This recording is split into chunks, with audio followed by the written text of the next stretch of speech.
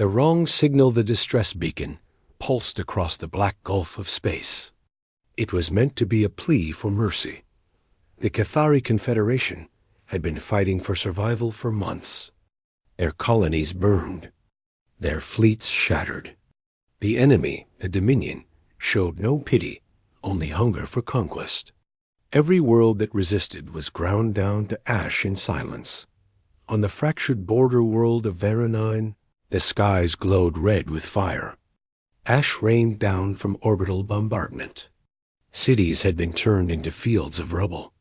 In one of those ruined cities, a lone figure crouched in the dust, repairing a transmitter with hands burned and bleeding. That figure was Yalen Cross, human, ex-soldier, ex-mechanic, ex-everything. Really, he had left the Terran fleets years ago, after the wars that broke Earth's colonies. He came to Vera to vanish, to escape.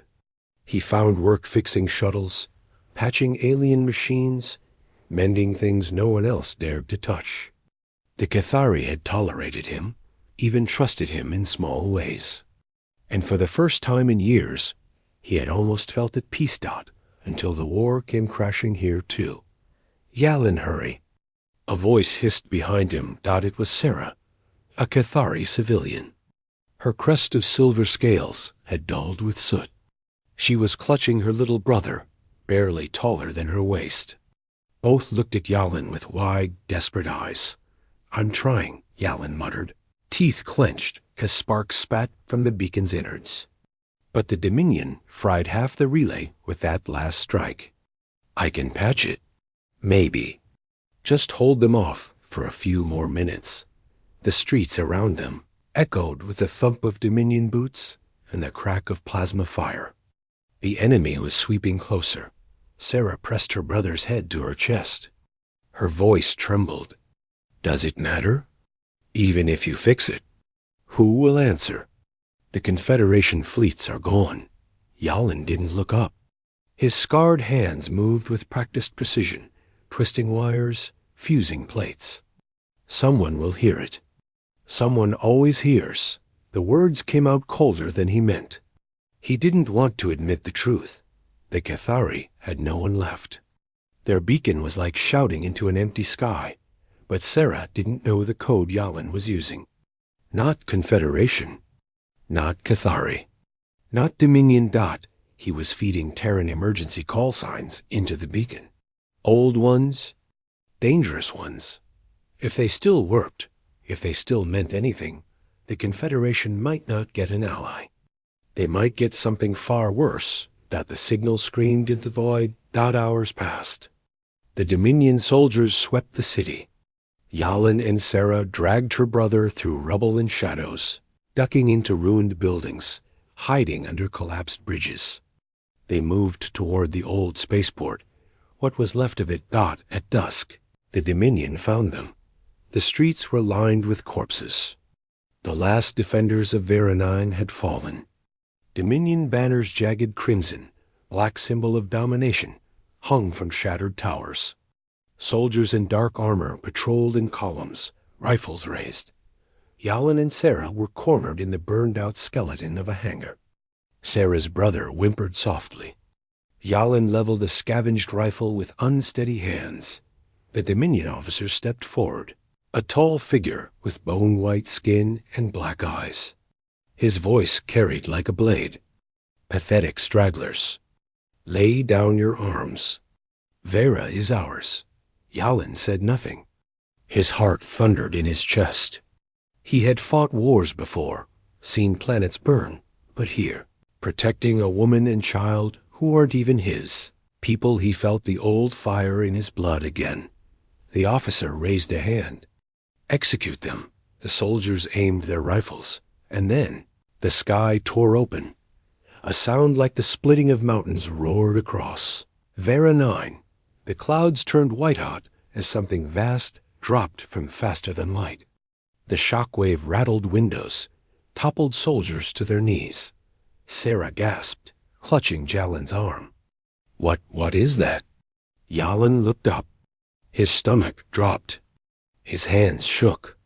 "Oh, hell." Through the clouds descended shapes of steel and fury. Ships, enormous ships. Not sleek like Dominion war cruisers, not elegant like Cathari frigates.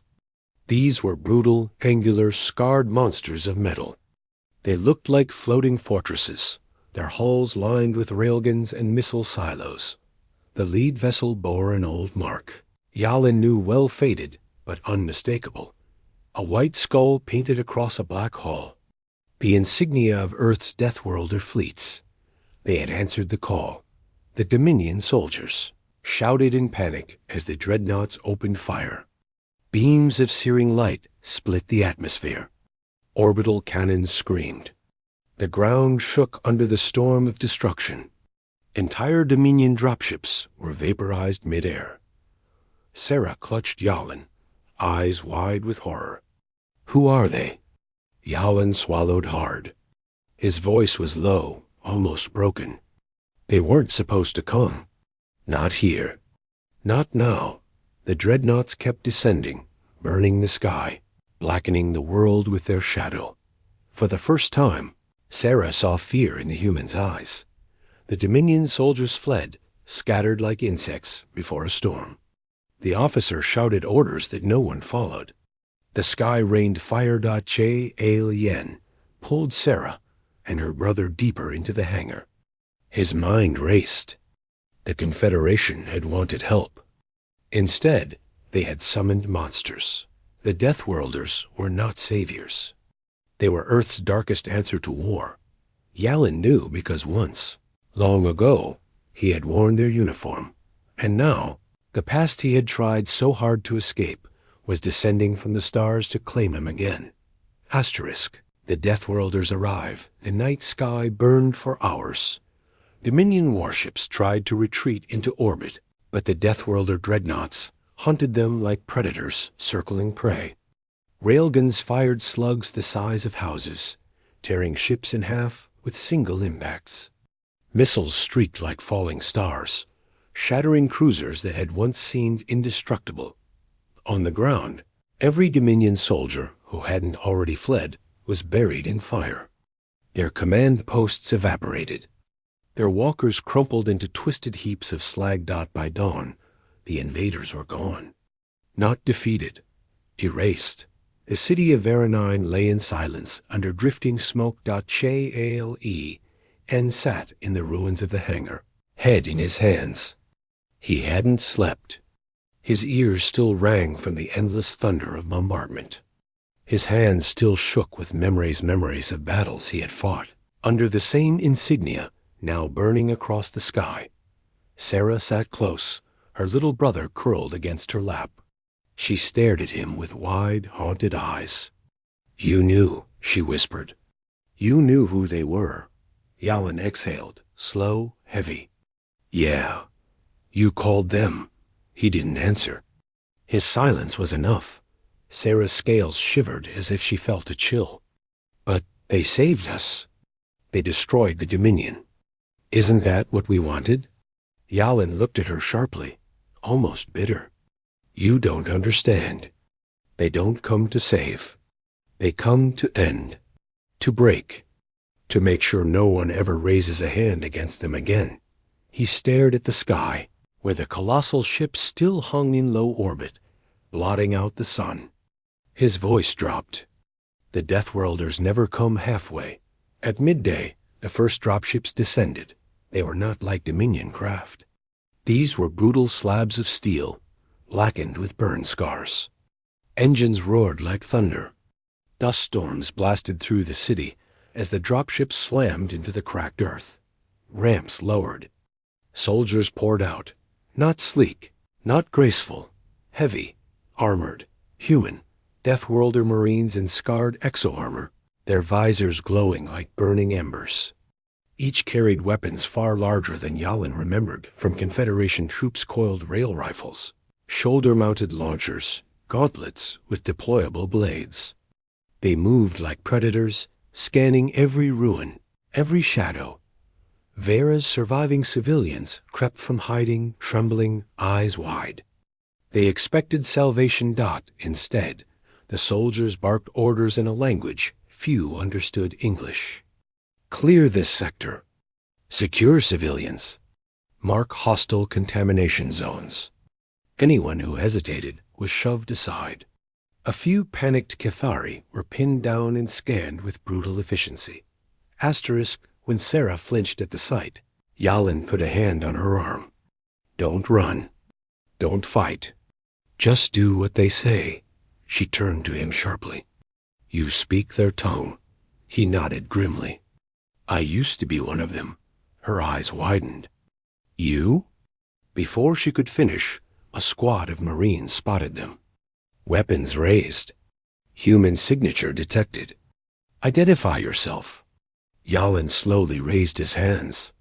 He forced his voice steady, calling back in English. Yalin Cross, former 82nd Mechanized.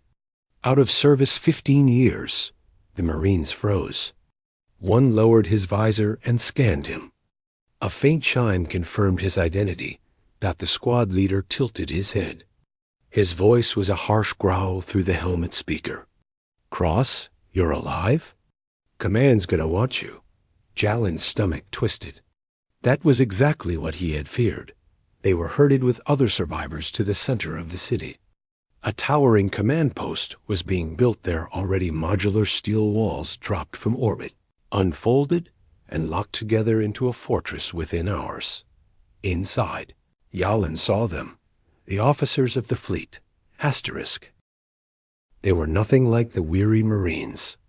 These were tall, broad, iron-eyed men and women in black uniforms lined with red trim. Their faces were carved with scars, their voices sharp as blades. Some wore augmentation's metal arms, glowing cybernetic eyes. They radiated authority and violence, as though they had been born only for Wardot. At the heart of the command post stood Admiral Rourke. The legend whispered across human space. His presence was suffocating. He had the look of stone carved into a man, hair gone white, jaw square as an anvil. His gaze swept the survivors like a hunter assessing prey. When his eyes locked on Yalin, he paused. Cross. The name struck like a hammer. Yalin stiffened, heart pounding. Admiral. Rourke stepped closer, studying him with cold precision. I thought you were dead. Almost was, Yalin muttered. You sent the signal? Yalin hesitated, then nodded. Yeah, wasn't supposed to reach you. I thought, maybe a patrol, maybe a medical frigate. Rourke's lips curved in something that wasn't quite a smile. You used the old codes. Only the dreadnought course still listens to those. Jalin's chest tightened. He had known. Deep down, he had known. Rourke turned to his officers. Mark this system as under Terran protection. No Dominion survivor leaves it alive. No Confederation meddling. Vera is ours now. The words rippled like a shockwave. Sarah stiffened beside Yalin, her face pale. Ours? She whispered. Jalen clenched his fists. Rourke, these people didn't ask for that. The Admiral's gaze snapped back to him, sharp and cold. They lit the beacon. They surrendered sovereignty the moment you called us. We don't fight half wars, Cross. You remember. Yalin swallowed hard. He remembered all too well. That night, as the Deathworlders secured the ruins, Yalin sat apart with Sarah. Her brother slept between them. You lied, Sarah said quietly. Yalin shook his head. I didn't lie, I just didn't tell you what might happen. They're not here to help us. Her voice cracked with anger. They've come to take everything. Just like the Dominion. Jalin's jaw tightened. Not the same. Dominion conquers for power. Earth conquers to survive. That's worse in its own way. Sarah looked at him, tears bright in her silver eyes. Then what do we do? Yalin stared at the looming silhouette of the dreadnoughts above the horizon. His stomach twisted with a decision he wasn't ready to face. I don't know. And then, from the command fortress, a siren blared. Soldiers shouted. Spotlights cut through the night sky. Something was coming down from orbit. Something massive. Sarah clutched Jalen's arm. What now? Yalen rose slowly, his face pale. He knew the sound. He had heard it once before, long ago, on a world that never recovered. They're deploying the Juggernaut. Asterisk. The Juggernaut, the ground trembled long before the ship appeared. Got it first. It sounded like distant thunder. Then, like mountains grinding together. The survivors of Vera 9 crawled from their shelters to stare at the night sky. Stars vanished behind a silhouette so vast it seemed impossible. The Juggernaut descended. It wasn't a ship. Not really. It was a moving fortress, a continent forged of steel. Its underbelly bristled with cannons, hangar bays, and fire-spewing thrusters. Its shadow swallowed the city whole. The air boiled with heat as it dropped, slow, unstoppable, until it settled on landing struts taller than any building left standing. When the engine silenced, the silence was worse. It was like the world was holding its breath. A ramp the size of a city block lowered. From within, rows of armored giants marched out, colossal war machines, piloted by humans, each 30 feet tall, their eyes glowing with red light. Their footsteps cracked pavement, echoed like drums of doom. The Juggernaut had come to stay. Sarah clung to Jalen's arm as the ground quaked. What are they doing? Why bring that monster here? Yalen didn't answer right away. His throat was dry. His chest felt like iron. He had seen Juggernauts used once before on a colony that refused Earth's rule. It's not just war, he finally said, voice hollow. It's occupation. The Juggernaut isn't for battle. It's for control. They'll build their command, their factories, their barracks inside it. And they won't leave. Sarah's eyes widened in horror. Then Vera is theirs now. Yalen didn't respond. The truth was written in steel above them. Inside the fortress city, Admiral Rourke gathered his officers around a holographic table. Blue light showed the spinning globe of Vera 9. Zones of red marked Dominion ruins. Green marked Deathworlder patrols. Whole regions were already labeled with one word: secured. Yalen stood on the edge of the room, dragged there by the Marines who had recognized him. He felt like a ghost watching history repeat itself. Rourke's gravel-deep voice filled the chamber. The Dominion will see this as a warning. Earth still remembers how to break enemies. The Confederation will learn the same lesson. From this day forward, Vera belongs to humanity. The officers murmured approval. Alen, single quotes, S fists clenched. He stepped forward, despite the Marine's hands tightening on his shoulders. You can't just claim their home. These people called for help, not conquest. Rourke turned his cold gaze on him. You think you know better, Cross? You deserted. You ran. We built the dreadnoughts while you hid among aliens. You don't get to lecture us. Jalen's jaw tightened. And what happens next? You drive out the Dominion, then strip this world bare for resources? You'll leave them with nothing. Rourke's expression didn't change. He didn't need to raise his voice. We'll leave them alive. That's more mercy than the Dominion would show. The words sank into the room like ice. Later, Yalen walked back through the survivor camp. Sarah ran to him, her brother clinging to her hand. Her face was pale, anxious. What did they say? Yalen didn't want to answer. He knelt beside her brother, brushing ash from the child's scales, buying himself a moment. Finally, he looked at Sarah. They're not leaving. The Juggernaut is here to stay. Sarah's crest stiffened, her voice shaking. Then we're prisoners. Jalen's stomach twisted. She was right. Asterisk. The next days blurred. Deathworlder soldiers spread across the ruins, raising their black banners. The Juggernaut unfolded its arms, massive cranes, factories, drone bays spitting out prefabricated structures that turned the city into a fortress. Civilians were herded into safe zones, Supplies were distributed with cold efficiency, but always under the barrel of a gun. Anyone who resisted was shackled. Rumors spread that entire districts were being cleared for military priority. To the Cathari, it felt like invasion. To Yalin, it felt like déjà vu. He remembered Earth's colonies that had resisted during the resource wars. He remembered the same banners, the same machines, the same speeches about mercy that always ended in silence. Sarah cornered him one night, her eyes fierce with anger and fear. "You knew this would happen. You brought them here." Yalin flinched as if struck. "I didn't mean. You did." Her voice broke. "You saved us from the Dominion, only to hand us to something worse. My brother, my people? What future do we have now?" Yalin opened his mouth, but no words came.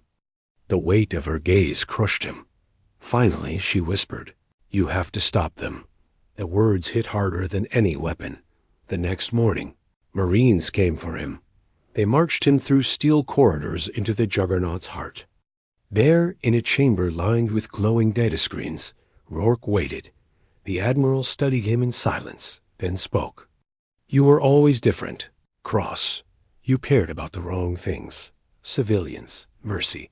That weakness almost got us. Killed more than once." Jalin's teeth clenched. "It wasn't weakness." Rourke stepped closer, voice low, dangerous. "You're here now. You know these people. Their habits. Their resources. Their weaknesses.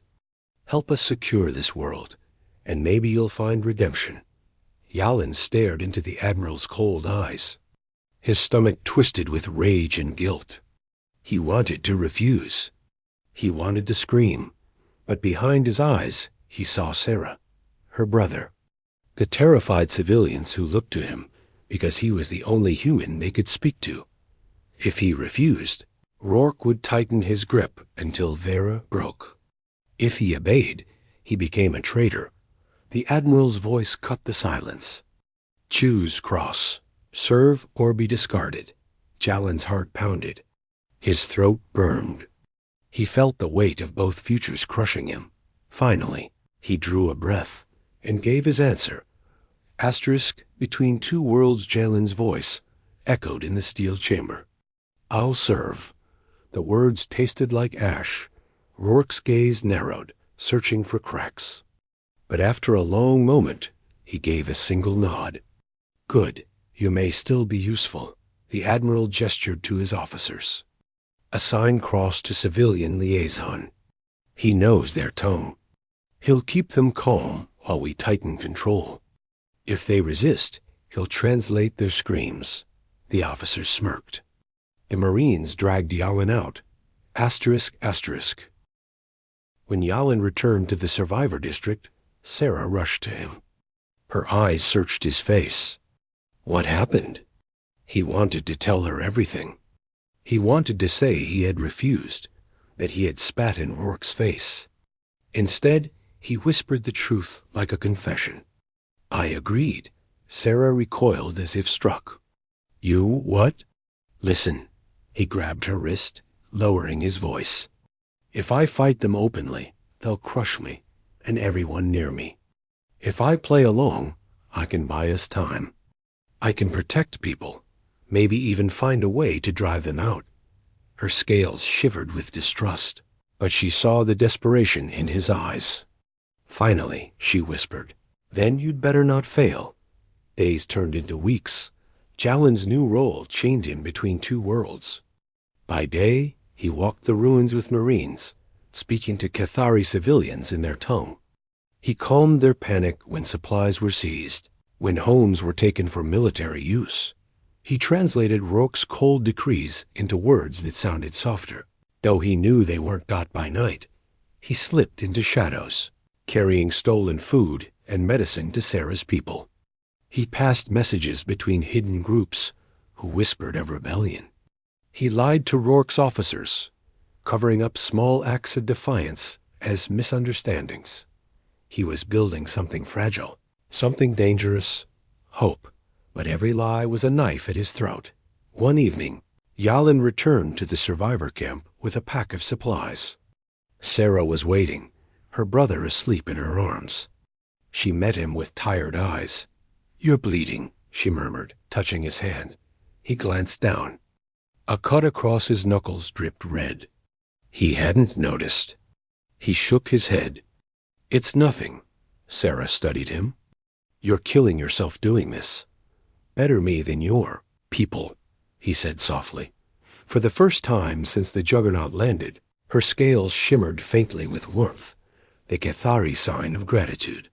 "You're not like them," she whispered. Jalen swallowed hard. He wanted to believe that, but the Deathworlders were not blind. Late one night, as Yalin slipped back into the Juggernaut's steel halls, a shadow stepped into his path. A woman in a black uniform, her cybernetic eye glowing faint blue. Commander Voss, Rourke's intelligence officer. She smiled without warmth. "Cross, you're working hard." "Too hard, perhaps." Yalin forced a neutral tone. "I follow orders." Voss circled him like a predator. "Do you? Because I've noticed strange gaps in our reports. Supplies missing. Patrols unaccounted for. Civilians far less hostile than expected. Almost as if someone is shielding them." His chest tightened. He kept his face stone. "You think it's me?" Voss's smile widened. "I think you've forgotten what side you're on. But don't worry. I'll be watching closely."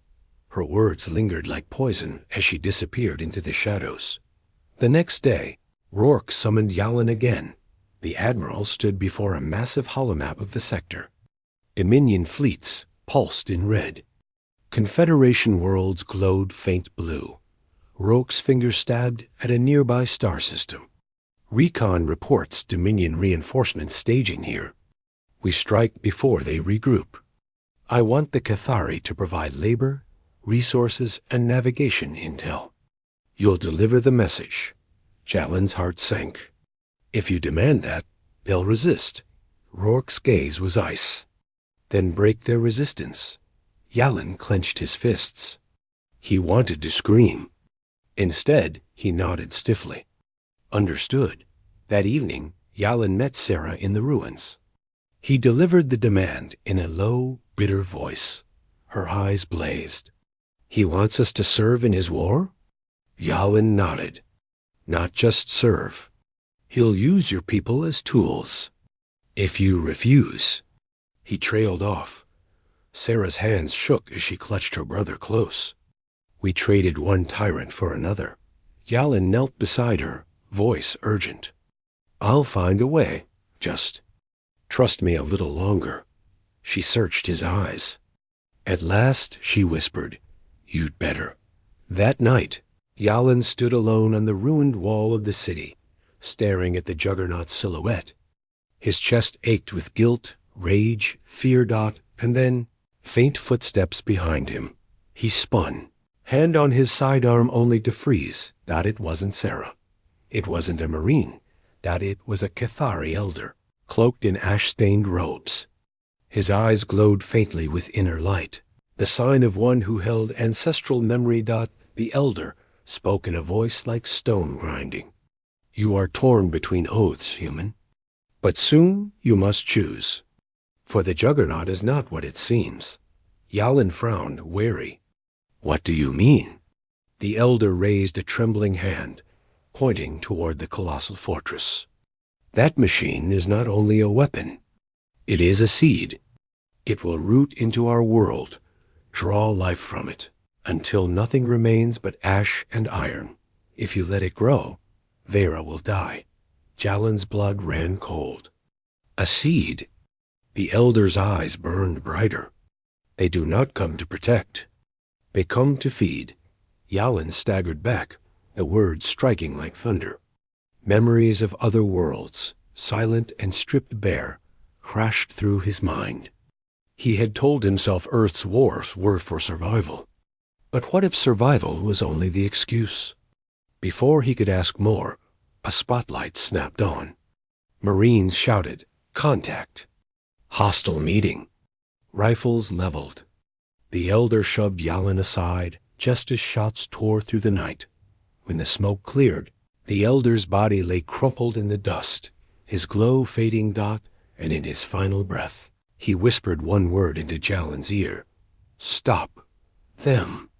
Asterisk the seed of iron, the elder's words haunted Yalin. A seed. Feeding on the world. Until nothing remains but ash and iron. He couldn't sleep. He couldn't eat. Everywhere he looked, he saw the juggernaut, spreading like a cancer across Vera 9. Factories churned day and night, belching smoke into the sky. Heavy drills burrowed into the earth, drawing up raw material. Entire blocks of the city were cleared, flattened, rebuilt as fortifications. It was not occupation. It was transformation. And Yalin knew the elder had been right. Sarah noticed the change in him. You haven't spoken in days, she whispered one night as her brother slept. What did the elder say to you? Yalin stared into the fire, shadows cutting harsh lines across his scarred face. He wanted to spare her. He wanted to lie. But he couldn't. He said the juggernaut will kill this world. Not with bombs. With roots. It'll strip Vera bare to keep itself alive. Sarah's crest stiffened, her silver scales paling. Then we're already dead. No, Jalin's voice hardened. Not if we stop it first. The first step was learning how the juggernaut worked by day. Yalin played the loyal liaison, translating orders, calming panicked civilians, reporting to Rourke. By night, he studied everything he could about the juggernaut's routines. Fuel convoys, security patrols, power grids. He moved like a ghost through the steel halls, memorizing every corridor, every weakness. He smuggled scraps of intel out to Sarah, who whispered it to the underground resistance forming among her people. Small acts of sabotage followed. A fuel line ruptured. A convoy went missing. A drill jammed and overheated. The Deathworlders called it bad luck. Voss did not. Commander Voss cornered Yalin one morning in a supply hangar. Her cybernetic eye glowed bright as she studied him like prey. Interesting things happening lately, she purred. Systems failing. Equipment vanishing. Very curious. Don't you think? Yalin forced a shrug. Machines break. This planet's a wreck. Voss's smile was sharp. Maybe. Or maybe someone remembers where their loyalties should be. She leaned close, her voice dropping. Don't play both sides, Cross. You won't like how it ends. She walked away, boots echoing. Jalin's stomach twisted. He knew she was circling closer. That evening, Yalin met Sarah in a hidden tunnel beneath the ruins. Dozens of Cathari gathered there, fighters, workers, even children. They looked to him as though he were already their leader. He raised a hand for silence. We can't fight them head on. Their ships, their armor, we'd be slaughtered. But the juggernaut is alive. It feeds. And every living thing has a heart. We find it, we strike it, and we kill the beast. Whispers spread. Sarah's eyes shone with fragile hope. And you know where its heart is? Yalin nodded grimly. Not yet. But I will. 2 nights later, he found his chance. During a supply run, he slipped into a restricted deck of the juggernaut. The air was hotter there, vibrating with power. Massive conduits pulsed with glowing energy. He followed them deeper until he reached a cavernous chamber. And there it was, a core of molten light, suspended in a cage of steel. Dozens of machines fed into it, chewing up stone and soil from the planet below, pumping raw energy into the fortress. It was alive. It was hungry. Jalin's chest tightened. The elder had been right. He memorized every detail, every access tunnel, every weakness he could see. Then he slipped back into the shadows. But he wasn't alone, as he reached the corridor. A voice stopped him. Cold, sharp. I knew it. Commander Voss stepped from the shadows. rail pistol in hand, aimed at his chest. Her cybernetic eye glowed bright, recording every twitch of his face. "You're feeding them," she hissed. "The lizards. The rebels. You're planning something." Jalen's heart pounded. His hand hovered near his sidearm, but he knew he couldn't outdraw her. Voss stepped closer, sneering. "I'll drag you to Rourke myself. And when he sees what you've done—" A sharp crack echoed. Voss froze. Her eye flickered. Then she collapsed to the floor, a smoking hole in her chest. Behind her stood Sarah, clutching a stolen plasma pistol, her hands trembling violently. Jalen's stomach dropped. "Sarah, what have you done?" She stared at her shaking hands, horror spreading across her face. I saved you." The alarms began to wail. Asterisk. The iron hunt the alarm howled through the juggernaut like a predator's scream. Red lights strobed across steel walls. Boots thundered in every corridor. Jalen's mind raced. Sarah still clutched the plasma pistol, her scales pale with shock. The body of Commander Voss lay cooling between them, smoke rising from her chest wound. "We have to move," Jalen hissed. He grabbed Sarah's arm, pulling her into motion. "Now, but she," Sarah stammered, her crest shaking violently. "She's gone. And if we stay, we're next." The fortress locked itself down in layers. Blast doors slammed shut. Automated turrets unfolded from ceilings. Drones flooded the halls. Jalen knew they had only minutes before the Deathworlders tracked their heat signatures. He ducked into a maintenance shaft, dragging Sarah behind him. The narrow metal walls vibrated with the weight of marching soldiers above. "Where are we going?" Sarah whispered. "To the surface," Jalen growled. "If we're trapped in here, we're dead." The shaft spilled them into an industrial deck. Vast machines churned, chewing through ore and spitting molten streams into conduits. The roar was deafening. Steam scalded their skin as they weaved between furnaces. A drone spotted them. Its red eye flared, targeting lasers sweeping. "Down!" Jalen shoved Sarah to the ground and fired his sidearm. Sparks burst as the drone's casing ruptured. It spiraled, crashing into a vat of molten slag, but the shot had drawn attention. Footsteps thundered closer. Voices shouted. Jalen pulled Sarah into a service tunnel, the heat so intense it burned his lungs. "Keep moving." Above them, in the command deck, Rourke watched the pursuit unfold on a wall of screens. Commander Voss's body had been recovered. The traitor's handprint was obvious. Jalen Cross. Rourke's jaw clenched like a steel trap. He had vouched for the man. He had believed in him for a moment. And that betrayal cut deeper than he expected. He turned to his officers. "Seal every deck. Deploy hunter squads. Cross doesn't leave this fortress alive." "Yes, Marshal." But even as his subordinates rushed to obey, Rourke pulled his own rifle from the rack. His cybernetic hand tightened on the grip. This was personal now. Jalen and Sarah emerged into a hangar bay. Rows of gunships gleamed beneath the red lights.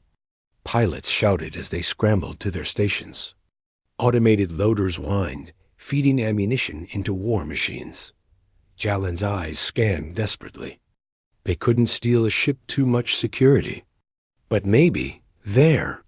He pointed to a stack of fuel canisters near the wall. A pressure vent above them rattled dangerously. "We can use that." Sarah's eyes widened. "You'll bring the whole place down. That's the idea." He raised his sidearm, aimed, and fired. The explosion tore through the hangar like a thunderclap. Fire washed over steel. Soldiers screamed as shockwaves hurled them aside. Alarms shrieked louder. Jalen, and Sarah sprinted through the chaos, slipping into a cargo lift before the fire suppression systems drowned the bay in foam. The lift groaned as it ascended. Sarah leaned against the wall, her scales dark with soot. "You killed dozens back there," she whispered "J-A-L-E," and single quotes his hands shook as he reloaded his pistol. "They'd have done worse to you. To your people." Her eyes searched his face, soft and frightened. "Does it ever stop hurting?" He didn't answer, because the truth was no. It never did. The lift doors opened onto the upper decks. The air was cooler here, the walls sleeker, lined with polished black plating and waiting for them Rourke. He stood in the center of the corridor, rifle leveled, eyes cold as iron. Around him, half a dozen heavily armed soldiers spread out, cutting off every escape. "Cross," Rourke's voice boomed. "You betrayed me. You betrayed your own." Yalin raised his weapon, but his hand trembled. "You left me no choice. This thing you built, it's not protection. It's a parasite. It's killing this world." Rourke's lip curled.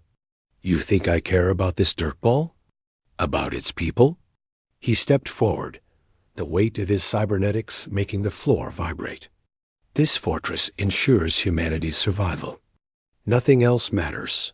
Sarah stepped in front of Yalin, her voice shaking but defiant. "You call it survival, but it's conquest. You'll strip every world until nothing remains." Rourke's rifle snapped up, aimed squarely at her chest. One alien corpse is nothing. One human traitor less than nothing. His finger tightened on the trigger. "Jalen." Lunged out, the rifle fired. Out the world exploded in fire and pain. Asterisk.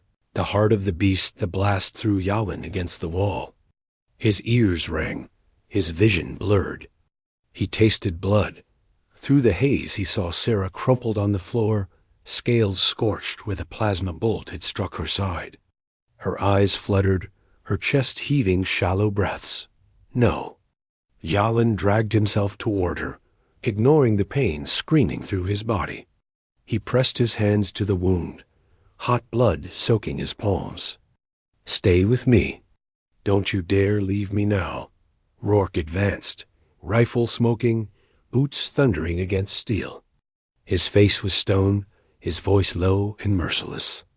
"You chose them, Cross, and now you'll die with them." Soldiers closed in from both sides, rifles raised.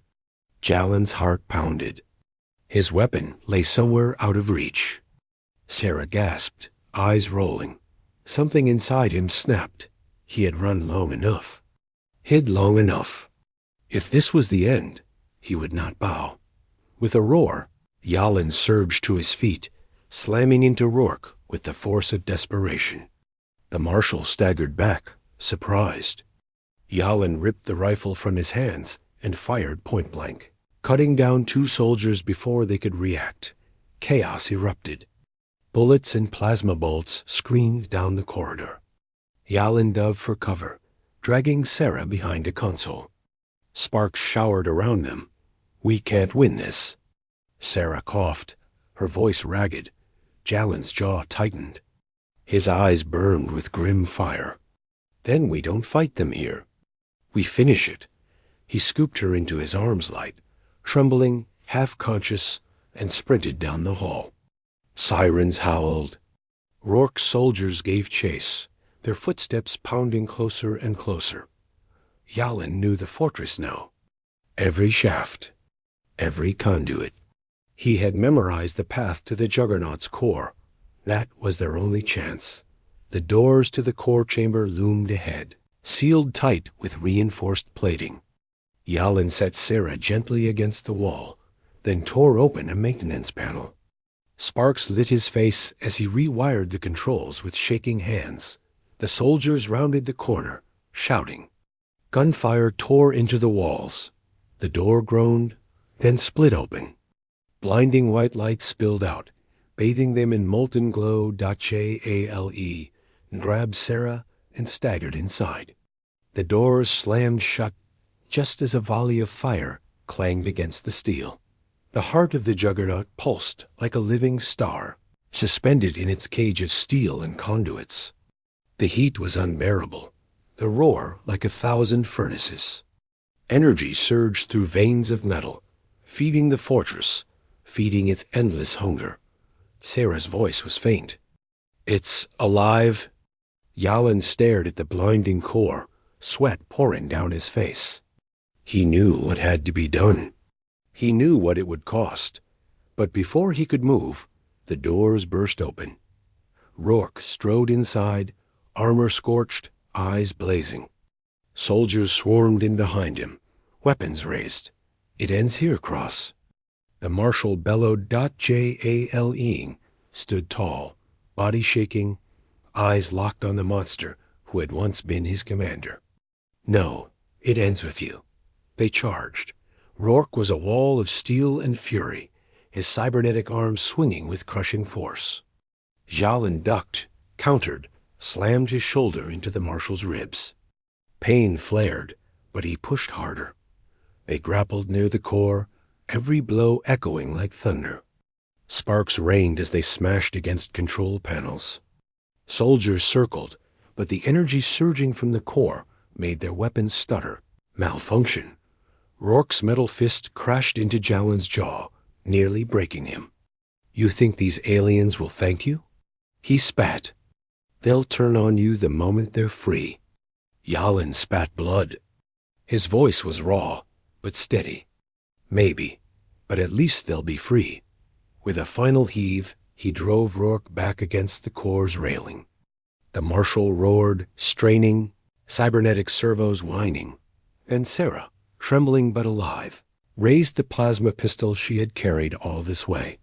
Her hand was steady now. The bolt struck Rourke square in the chest. His eyes widened in shock. He stumbled, toppled over the railing into the blazing heart of the juggernaut. His scream was swallowed by the roar of energy. The core flared violently. Asterisk warning klaxons shrieked. The whole fortress shook. Conduits split, vomiting fire. The juggernaut howled like a dying beast. Jalen grabbed Sarah, dragging her toward the exit. "It's going critical. We have to go." They staggered through collapsing halls, flames chasing them. Soldiers fled in panic, trampled by their own machines. At last, they burst onto the surface, into the open night. The sky glowed with fire as the juggernaut cracked apart. Towers split, walls crumbled. The great fortress shuddered. Then, with a sound like the breaking of a mountain, the core erupted. A pillar of white light speared the heavens.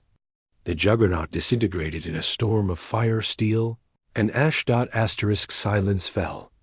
The people of Vera emerged from their hiding places, eyes wide, scales glittering in the firelight. They stared at the ruins of the monster that had enslaved them. And then they looked to Yalin, standing bloodied, burned, with Sarah in his arms. The crowd bowed. Not in fear, but in reverence. Sarah's voice trembled as she looked up at him. "You killed the beast." Yalin shook his head, weary beyond words. "No, we did." Days later, the smoke still rose from the ruins. The Deathworlder fleet had retreated. Leaderless and broken. Jalen stood with Sarah atop a hill, overlooking the scorched plains. Her wounds were healing, her spirit stronger than ever. "What happens now?" she asked softly. Jalin's gaze lingered on the horizon, where stars still burned above the ashes. "Now," he said, "you rebuild. And maybe this time you do it without fear." Sarah touched his hand gently. "And you? Where will you go?" Jalin's eyes narrowed at the endless sky. "Wherever there's another beast to slay." The wind carried the scent of ash, but also of hope. For the first time in years, Yalin felt it too. The Deathworlders had not won. Humanity had not been defined by conquest, but by choice. Asterisk